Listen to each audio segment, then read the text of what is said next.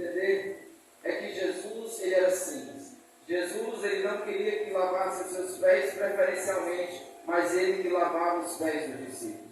Jesus, ele sendo alguém puro e sendo alguém isento de pecado, os fariseus, eles queriam condenar, queriam matar.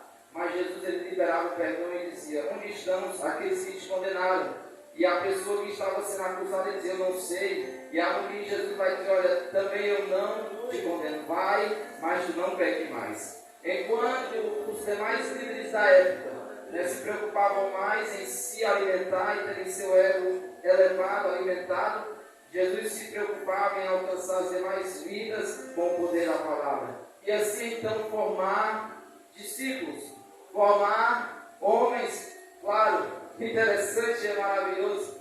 E os discípulos, eles não eram, como dizer assim, pessoas encaixadas em um perfil que outras pessoas iriam aceitar.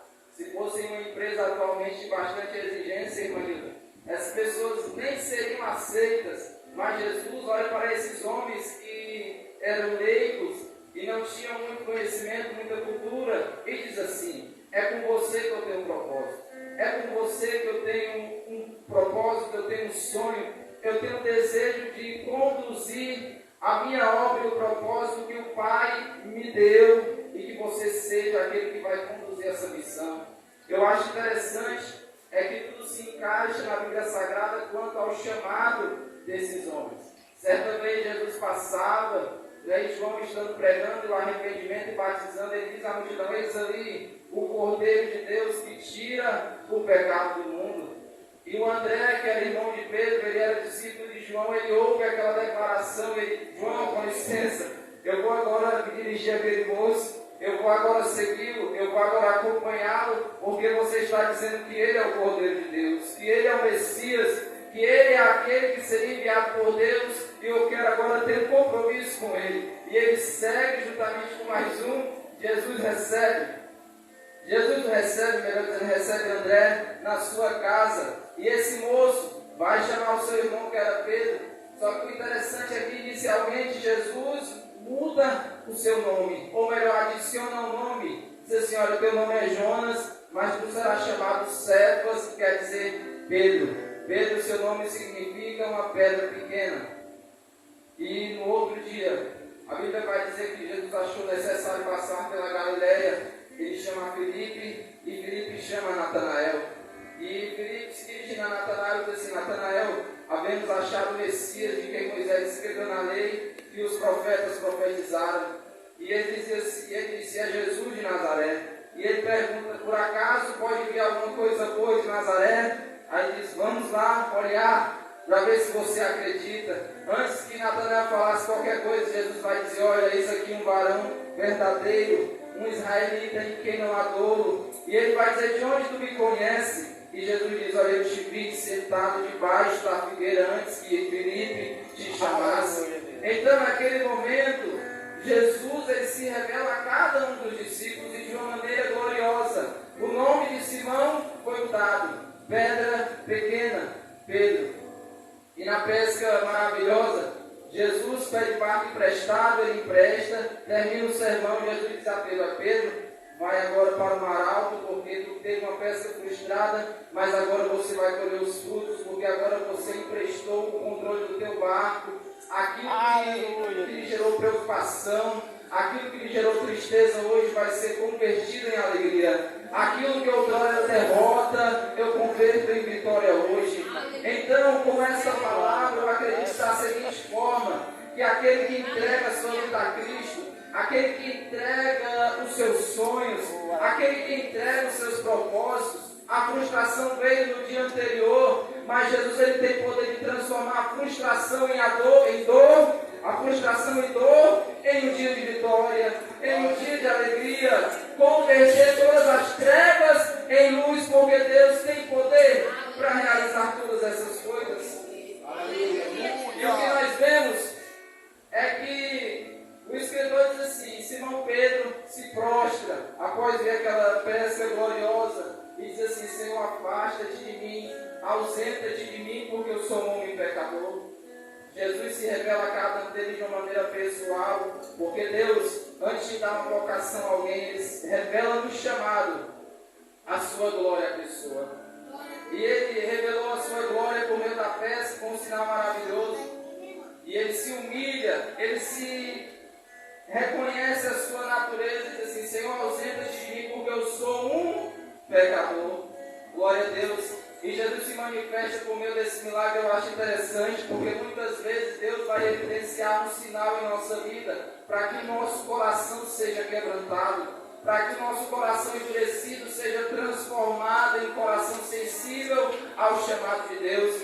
Pedro, todos nós conhecemos, irmãos, ele tinha uma personalidade difícil e dura, mas Jesus se revela dizendo assim: olha, eu mudo o teu nome, eu mudo o quadro da tua vida. Se o teu coração era duro, eu transformo o teu coração quebrantado. Se tu se considerava grande, Pedro, se tu considerava alguém importante e poderoso, eu hoje transformo o teu nome em alguém menor.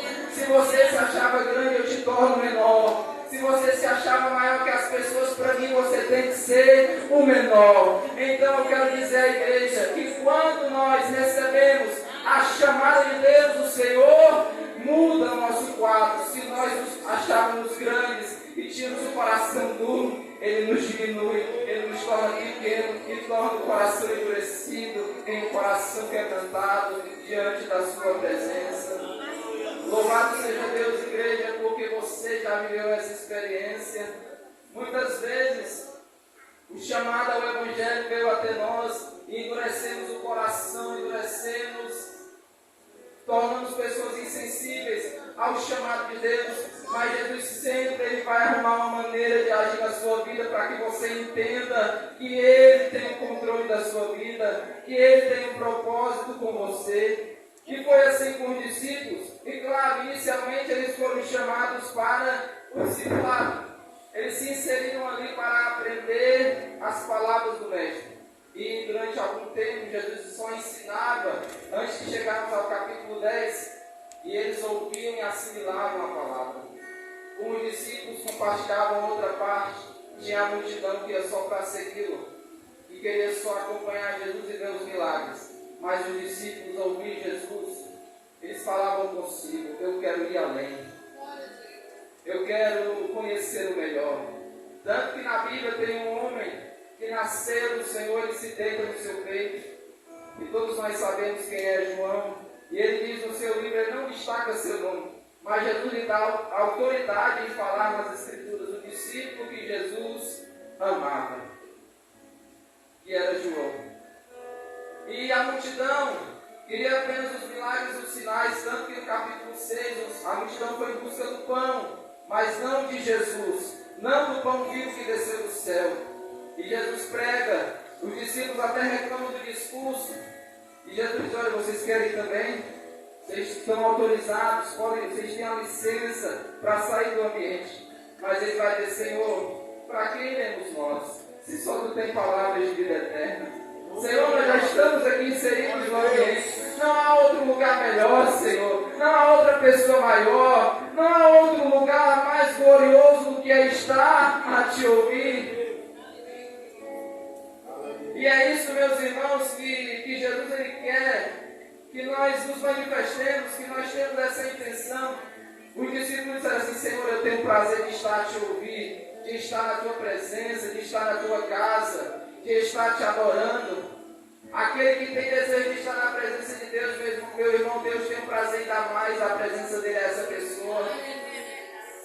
Aquele que tem desejo de estar servindo a Deus com sinceridade, Deus tem a vontade de lhe dar algo maior.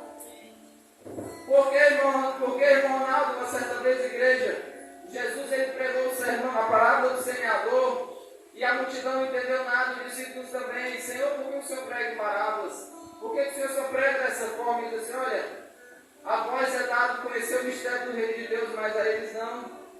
Vocês, Jesus está querendo, vocês têm desejo de aprender. Vocês são escolhidos. Vocês foram chamados, então aprenda, alimente-se, porque um dia essa palavra vai ser levada adiante e vocês vão pregá-la. Jesus tem propósito, porque tem propósito com ele. Os discípulos tinham um propósito, abriram mão de tudo Irmão Ronaldo, e o que é que Deus dá se nós abrirmos mão de tudo? Jesus falou certa vez, os discípulos perguntaram: Senhor, nós deixamos tudo, deixamos mulher, deixamos filho, deixamos família, deixamos cachorro, gato, deixamos tudo. E o que é que nós ganhamos com isso? Olha, fica tranquilo. O homem, ele pode prometer, ele pode falar, ele não pode cumprir muitas vezes. Mas quando eu falo, está falado. Quando eu assino, está assinado. Quando eu declaro, está decretado. Aquele que me segue, aquele que deixa pai, mãe, filho, deixa família, deixa tudo por amor do meu nome, ele recebe 100 vezes tanto nessa vida, na outra vida, a vida eterna. Tá bom, igreja, para você? E tantas vezes, irmãos, tantas vezes, o Adonis falou hoje, eu peguei para mim quando ele falou lá fora duas coisas. Ele falou a referência que Jesus fala, né? Jesus olha para a multidão e vê como ovelha sem pastor, a multidão dispersa. E ele diz: oremos para que o Senhor da seara envie trabalhadores. A seara é grande, é imensa, mas onde estão os trabalhadores? E ele diz: Deus tem algo a fazer na sua vida, mas você não reage conforme a vontade que Deus quer executar na sua vida. Ele disse isso aqui, tem outras palavras, mas o que ele quis dizer foi isso. Porque Deus quer agir na nossa vida de uma maneira sobrenatural, de uma maneira diferenciada. Deus quer dar algo para nós, igreja, e muitas vezes nós não queremos. Porque para chegar até aqui, no capítulo 10, até aqui eles eram discípulos. Mas no versículo 2, se você ler, eles são apóstolos. Aí tem alguns que quando chegam na igreja não tem paciência para aprender, não ouvem o pastor, não ouvem sua liderança e já querem fazer conforme sua vontade. Mas os discípulos ouviram o mestre, abriram o coração às palavras do mestre. E Jesus, quando ouviu a necessidade de enviar pregadores, agora eu vou enviar eles. Agora eu vou dar autoridade para eles. Porque eles quiseram me ouvir. Porque eles quiseram aprender de mim. Porque eles quiseram viver o diferencial. Agora vocês não serão discípulos, vocês serão apóstolos, que são enviados. Vocês serão enviados a partir de hoje. Você não apenas vai ouvir, mas agora eu te dou autonomia. Eu te dou autoridade para que você fale dessa palavra que você tem ouvido. Deus quer fazer isso conosco. Deus quer fazer isso com a gente. Só que muitas vezes, igreja, a nossa inclinação maior não está no ouvir, não está no receber mais de Deus, está em outras coisas. Está em outros interesses pessoais. Glória a Deus. E eu estava orando a Deus hoje à tarde, questionando a Deus o que eu ia pregar. E o Senhor falou para mim: você é chamado. Todos aqui têm um chamado. Todos. Mas quem quiser viver a vocação tem que romper essa barreira. Tem que ir além do discipulado. Tem que viver o discipulado inicialmente, viver essa etapa. E logo depois Deus vai te dar a vocação no tempo dele. A vontade é da igreja, porque Deus não força ninguém. Deus, Ele não força ninguém. Se a pessoa abrir o coração, Deus dá. Se a pessoa abrir o coração, Ele usa, seja no louvor, seja na palavra, seja em qualquer coisa.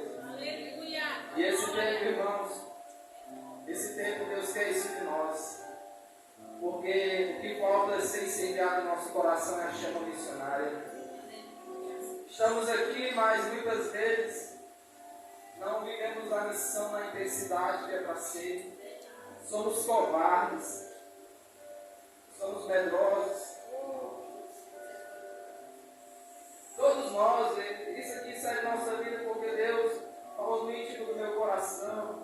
Porque muitas vezes é bom falar que Jesus te ama, mas às vezes Deus quer que a gente tenha mais. Deus quer que a gente dê um pouco mais.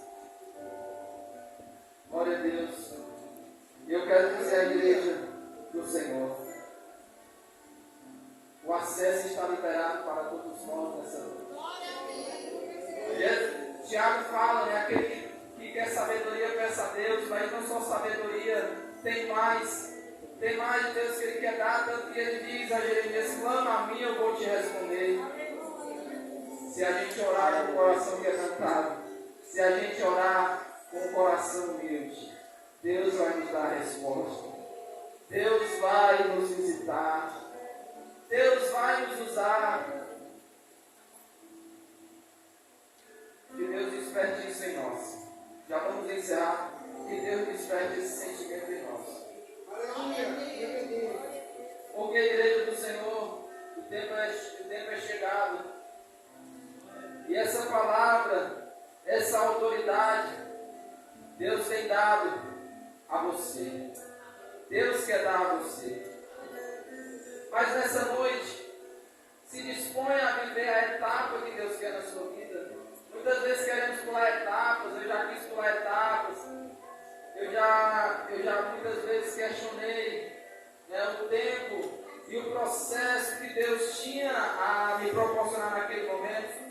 Só que os processos que Deus tem na minha vida, Deus tem me feito entender todas as coisas. Aleluia! Eu quero dizer à igreja, Deus tem algo profético na vida dessa igreja. Deus tem algo profético na vida dessa igreja. Eu queria que você declarasse para esse crente que está do seu lado nessa noite: Deus tem algo grande para a sua vida. Fale com autoridade: Deus tem algo grande para a sua vida. Deus tem algo grande para a sua família. Deus tem algo grande para os seus sonhos. Deus tem algo grande para a sua história. Aleluia. E aqueles irmãos que abandonaram tudo, que deixaram família, deixaram filhos, se tornaram os maiores pregadores da história. Deus seja louvado. Então, igreja, receba essa palavra. Eu sou grato a Deus e até que Deus tem falado conosco. E Ele quer elevar o nosso nível. Ele quer elevar o nosso nível. Mas o que Deus pergunta a ti nessa noite é acerca do coração. Porque muitas vezes o que o nosso coração prioriza nos impede de alcançarmos mais de Deus. Aquilo que o nosso coração prioriza nos impede de nos aproximarmos dele. Então, medite nisso. Medite nisso. E que nessa noite o Senhor acenda essa chama aí, igreja. Acenda esse fervor. Acenda esse desejo de querer fazer mais, de querer entregar mais, de querer dar a Deus mais do nosso tempo, da nossa vida. Porque o que a gente dá, igreja, é pouco. É pouco. A gente faz aquele momento de oração em casa, aqui na igreja. A gente tem 2 horas, mas a gente dá pouco. A gente oferece pouco a Deus. E não com a intensidade que é para ser. Porque o que Deus quer de nós é que aqui dentro, em Sua presença, nós concentremos nossa mente, nosso coração, nossa alma. Porque o salmista pediu assim: eu quero habitar na tua casa todos os dias para me aprender no santuário, em todo momento que eu estiver lá. Então, meditemos nisso. Eu tenho certeza que essa palavra, assim como pedir a Deus, ela não vai voltar vazia, porque ela entrou no seu coração. Deus abençoe, eu agradeço. Eu quero agradecer a honra. Isso é uma honra para mim. Até iniciar a Deus em oração, é uma honra pregar no último culto de missões do ano. Agradeço ao Adonis pelo carinho de sempre, né, pelo apreço que ele tem pela minha pessoa. Desde quando eu me converti também tenho um apreço grande pela sua pessoa. Pastor, muito obrigado pelo apoio aos obreiros que intercederam por nós. Eu agradeço a igreja. Que 2023 que virá seja um ano melhor.